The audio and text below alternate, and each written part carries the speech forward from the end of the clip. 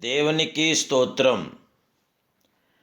ఏదైనా సర్వశక్తి సంపన్నుడగు దేవదేవుడైన యెహోవా సర్వోన్నతమైన వాగ్దానం. నీ విశ్వాసము గొప్పది, నీవు కోరినట్లే నీకు అవునుగాక.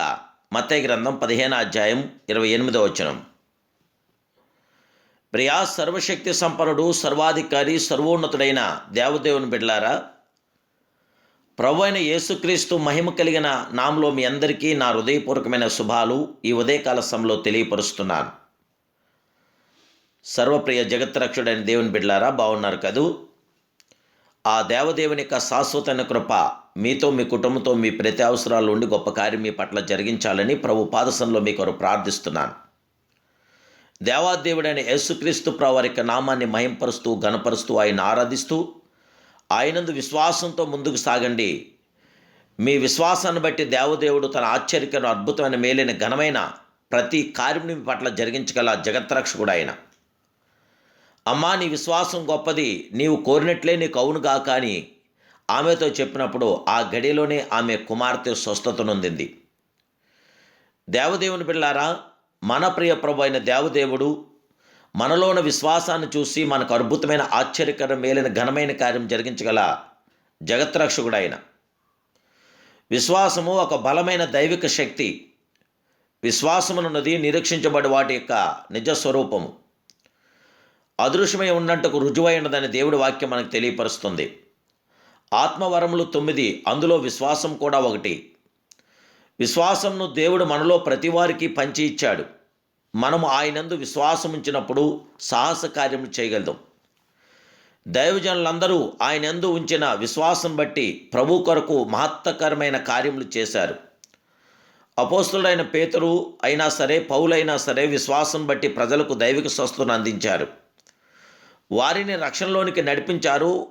శాపంలోను విరగొట్టి యేసుక్రీస్తు దేవుడని నిరూపించి జయమనుగ్రహించారు. దేవుని బిడ్డలారా, మన దేవుడు జగత్రక్షుడని, సర్వోన్నతుడని తికరణ శుద్ధిగా మీరు నమ్మండి. ఆయనందు విశ్వాసం ఉంచండి. నీ విశ్వాసం గొప్పది అని ప్రభువు ప్రశంసించున్నాడు. మనము విశ్వాసం గలవారమే ఉన్నామో లేదో ఆయనకు తెలుసు. విశ్వాసమందు ఎదుగుటకును మనం ఏమి చేయాలి? వినుట వలన విశ్వాసం కలుగును, వినుట క్రీస్తుని గురించి నా మాటల వలన కలుగునని దేవుడి వాక్యం తెలియపరుస్తుంది.